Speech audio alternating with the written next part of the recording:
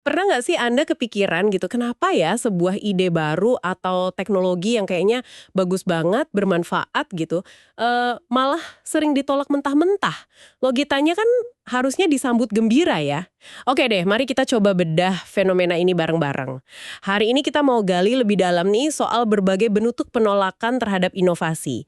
Kita bakal ngambil contoh-contohnya dari bab 11 di buku Matt Ridley, How Innovation Works. Kita lihat nanti, ada yang nolaknya halus, ada juga yang terang-terangan banget musuhin. Sumber kita jelas ya, buku Ridley tadi, khususnya bab tentang resistensi.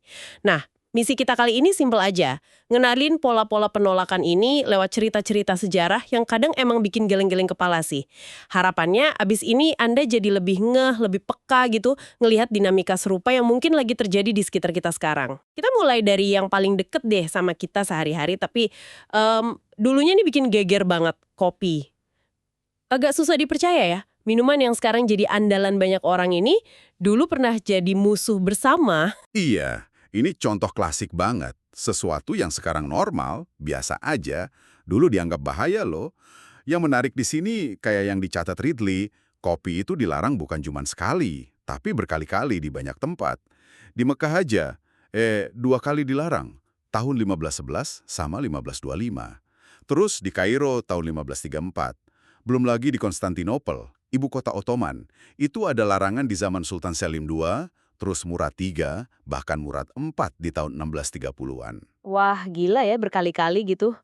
Kok bisa sampai segitunya sih?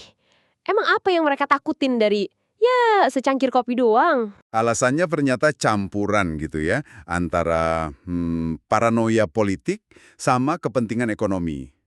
Para penguasa itu khawatir kedai kopi jadi pusat gosip politik, terus jadi tempat hasutan. Ridley ngasih contoh tuh, Murad III yang parno banget. Dia takut orang-orang di kedai kopi ngerencanain sesuatu buat dia, bahkan sampai ngomongin pembunuhan keluarganya katanya. Jadi kedai kopi itu dilihat sebagai ruang publik yang susah dikontrol lah. Oh, jadi intinya takut kehilangan kontrol ya? Tapi tadi disebut ada kepentingan ekonomi juga.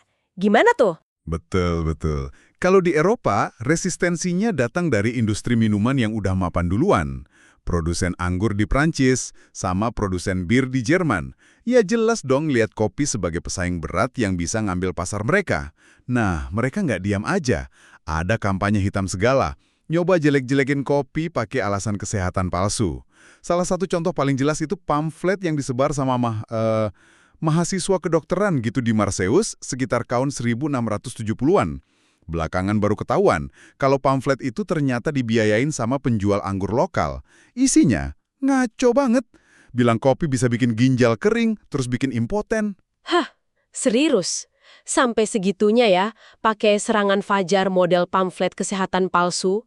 Ini nunjukin banget ya argumen yang kedengerannya ilmiah itu kadang cuma kedok buat ngelindungin bisnis lama. Dan perlawanannya ini ternyata nggak sebentar juga ya. Di Swedia gimana tadi? Nah, di Swedia itu perlawanannya gigih banget. Sampai akhir abad ke-18, itu tercatat ada 5 kali loh upaya buat ngelarang kopi. Puncaknya nih, Raja Gustav III nyoba ngebuktiin bahaya kopi pakai eksperimen ke narapidana kembar. Satu disuruh minum kopi tiap hari, satunya teh. Hasilnya, malah peminum kopi yang hidupnya paling lama. Lebih lama dari si raja sendiri, bahkan dari 2 dokter yang ngawasin eksperimen itu. Jadi ya, eksperimennya gagal total buat buktiin klaim bahaya kopi. Ironis banget ya hasilnya. Jadi dari kasus kopi ini aja nih, kita udah bisa lihat pola resistensi yang disebut Ridley di bab 11 itu. Ada ketakutan penguasa sama hal baru yang nggak bisa dikontrol, terus ada perlawanan dari kepentingan ekonomi mapan yang ngerasa terancam, plus penggunaan argumen palsu yang dibungkus seolah-olah ilmiah atau moral. Pola ini penting nih buat diingat, soalnya bakal muncul lagi di contoh-contoh berikutnya. Tepat sekali. Pola-pola ini kayak takut sama dampak yang belum diketahuin, terus perang narasi, benturan kepentingan ekonomi. Ini semua terus berulang dalam sejarah inovasi. Bahkan sampai sekarang loh, di perdebatan soal teknologi baru lainnya kayak, ya, GMO atau media sosial gitu. Nah, bener banget. Kalau kopi kan cuma ditentang terus dilarang sementara ya. Tapi ada kasus di mana inovasi itu benar-benar dicoba buat dimatiin, didemonisasi abis-abisan gitu. Coba kita lihat kontroversi soal bioteknologi pertanian, khususnya tanaman transgenik atau GMO, terutama di Eropa. Ini salah satu contoh resistensi paling, menonjol lah yang dibahas Ridley. Betul. Perkembangan GMO di Amerika Serikat di awal 90-an itu sebenarnya relatif mulus loh. Produknya mulai masuk pasar. Tapi begitu nyebrang ke Eropa, wah, situasinya langsung beda banget. Momen kuncinya itu Maret 1996. Waktu itu lagi ada krisis kepercayaan publik yang gede banget ke Otoritas Keamanan Pangan gara-gara wabah BSE atau penyakit sapi gila itu. Nah, pasnya, momen ini pas banget barengan sama persetujuan impor kedelai hasil rekayasa genetika GM pertama ke Eropa. Wah, timingnya pas banget ya, nggak nguntungin sama sekali. Jadi publik yang lagi panik soal keamanan pangan langsung nyambungin rasa takutnya ke teknologi baru ini gitu. Terus, krisis kepercayaan ini jadi kayak lahan subur banget buat kelompok-kelompok kampanye anti-GMO kayak Greenpeace sama Friends of the Earth. Mereka pinter banget manfaatin keresahan publik ini. Mereka bikin kampanye besar-besaran, nge-frame GMO sebagai sesuatu yang berbahaya, nggak alami. Istilah yang emosional kayak Frankenfood itu sengaja diciptain terus disebarin buat bangun stigma negatif. Dan ini efektif banget buat galang dana sama mobilisasi massa. Terus hasilnya gimana tuh? Regulasinya langsung ketat banget gitu? Justice. Uni Eropa langsung netapin moratorium, jadi penghentian sementara gitu ya, buat persetujuan tanaman GMO baru. Abis itu mereka bikin sistem persetujuan yang bukan cuma ketat, tapi super ribet, mahal, dan lama banget prosesnya. Secara de facto ya ini jadi kayak larangan nggak resmi gitu. Alasan formalnya sih penerapan prinsip kehati-hatian atau precautionary principle. Prinsip kehati-hatian. Ini kedengarannya bagus sih ya, maksudnya kan harus hati-hati sama teknologi baru. Tapi kok di kasus GMO ini penerapannya malah jadi masalah? Nah, masalahnya itu ada di penerapannya yang seringkali nggak konsisten dan cenderung, gimana ya, bias gitu terhadap inovasi. Prinsip ini nuntut tingkat pembuktian keamanan yang jauh lebih tinggi buat GMO dibandingin sama teknologi pertanian konvensional yang udah ada, bahkan yang risikonya udah jelas diketahui. Ridley nunjukin ironi ini. Petani organik boleh pakai pestisida basis tembaga sulfat yang jelas-jelas toksik buat tanah sama organisme lain, tapi mereka nolak keras tanaman GM yang justru dibikin buat ngurangin kebutuhan pestisida berbahaya atau yang pakai pestisida biotek yang lebih spesifik dan cepat terurai. Wah, kentara banget ya standar gandanya. Jadi inovasi baru malah diperlakukan jauh lebih ketat. Terus, apa dong dampak dari regulasi yang super ketat ini? Dampaknya itu jadi kayak lingkaran setan yang malah kontraproduktif. Biaya buat riset, pengembangan, sama proses persetujuan GMO jadi bengkak luar biasa mahalnya. Akibatnya, cuma korporasi agribisnis raksasa kayak Monsanto, Syngenta, Bayer gitu yang punya duit buat ngelewatin proses itu. Ini ironis kan? Soalnya para pengkritik GMO sering nuduh teknologi ini cuma nguntungin korporasi gede. Padahal, justru regulasi super ketat inilah yang bikin cuma pemain gede yang bisa bertahan. Sementara inovator kecil, universitas, atau lembaga riset publik jadi susah banget atau bahkan nyerah aja. Ini konsekuensi yang nggak diinginkan tapi nyata banget ya. Regulasi yang niatnya ngelindungin, malah memperkuat posisi pemain besar. Benar sekali. Dan prinsip kehati-hatian yang kaku ini juga ngehambat riset penting lainnya. Contoh yang paling tragis mungkin ya golden rice itu.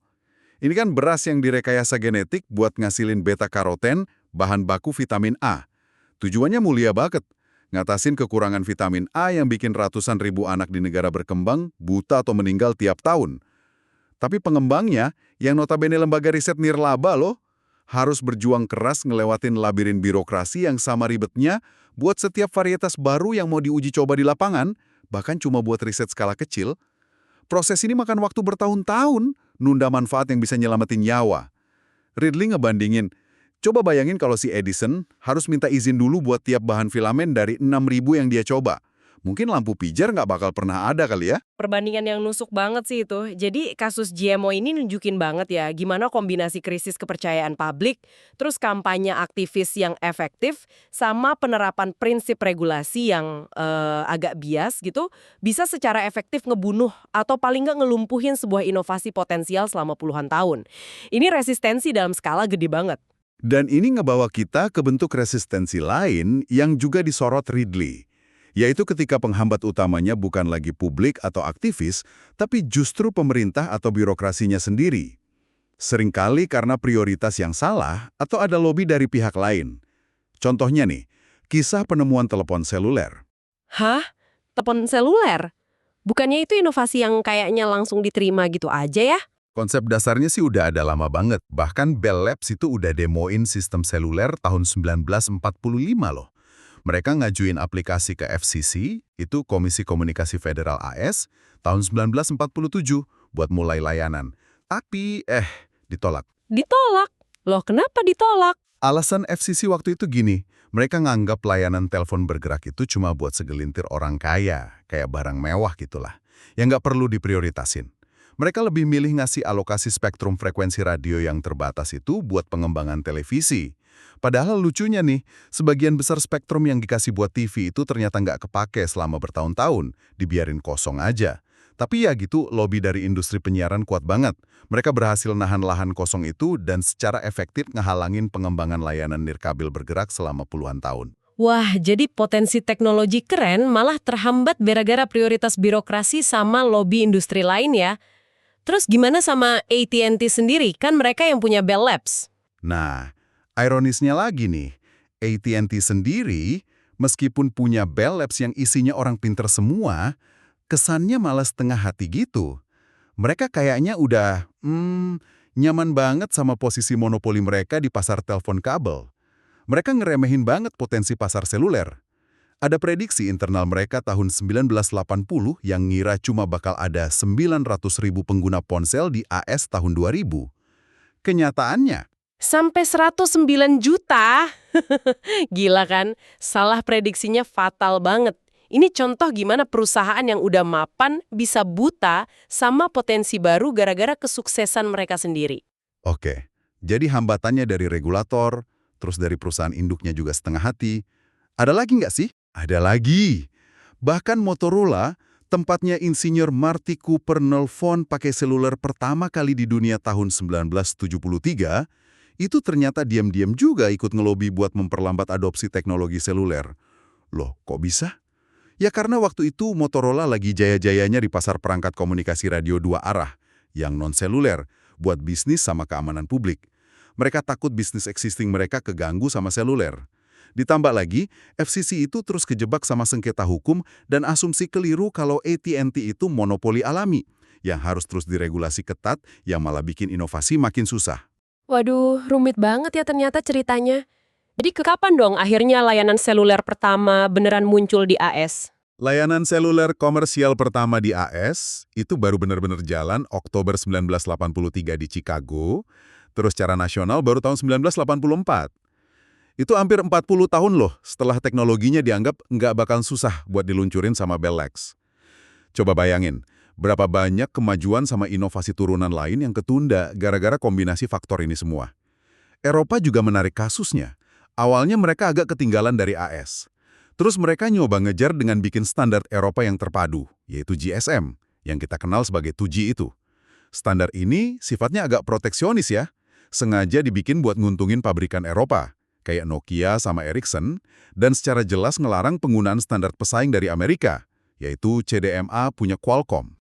Strategi yang kayaknya berhasil ya di era 2G itu, Nokia sama Ericsson kan jaya banget waktu itu.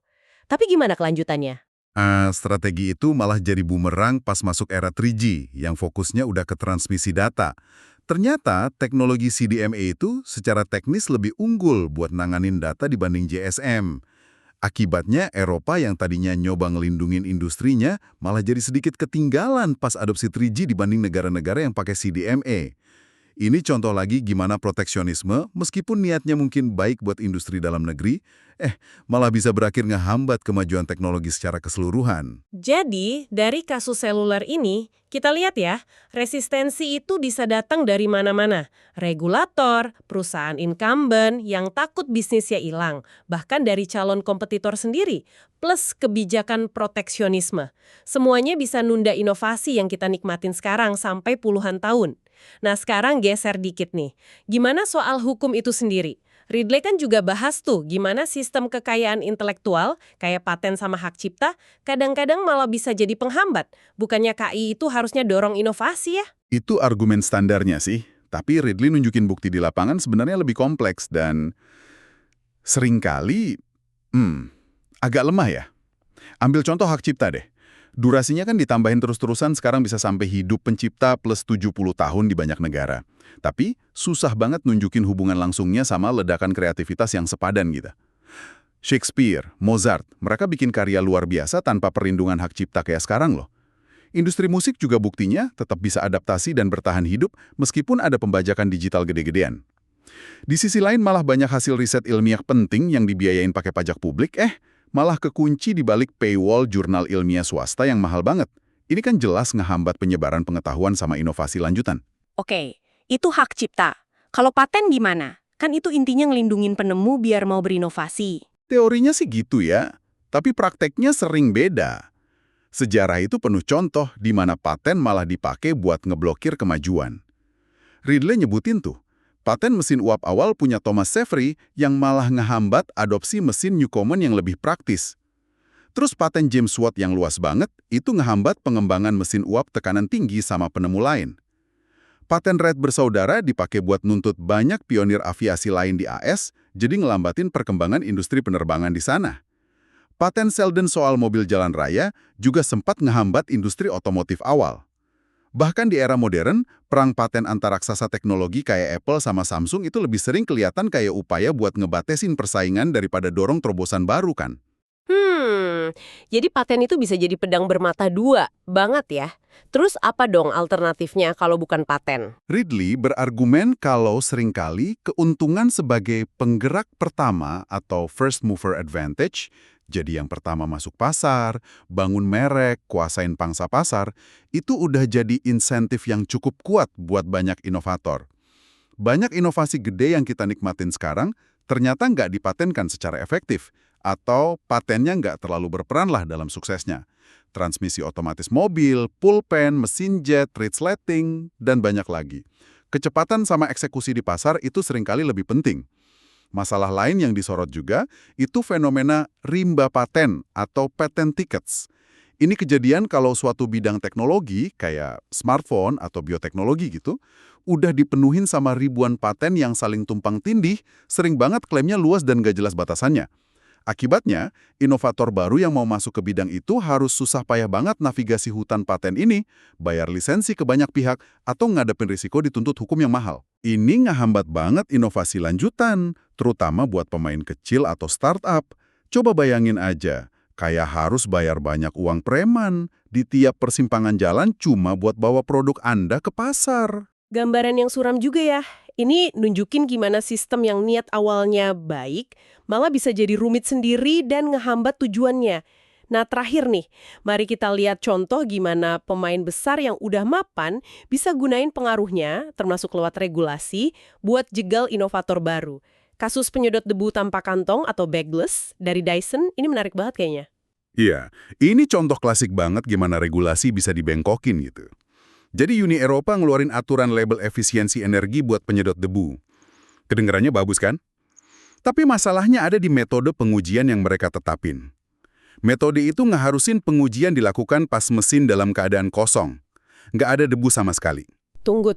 Diuji pas kosong. Bukannya fungsi penyedot debu itu ya nyedot debu. Kok diuji tanpa debu? Aneh banget. Nah, justru itu intinya. Metode pengujian ini secara inheren nguntungin model-model penyedot debu tradisional yang pakai kantong debu. Soalnya pas kosong, aliran udara mereka emang lancar. Sebaliknya, teknologi siklon punya Dyson itu justru paling efisien pas udah ada debu di dalamnya. Pas kosong, performa awalnya mungkin nggak seimpresif model berkantong.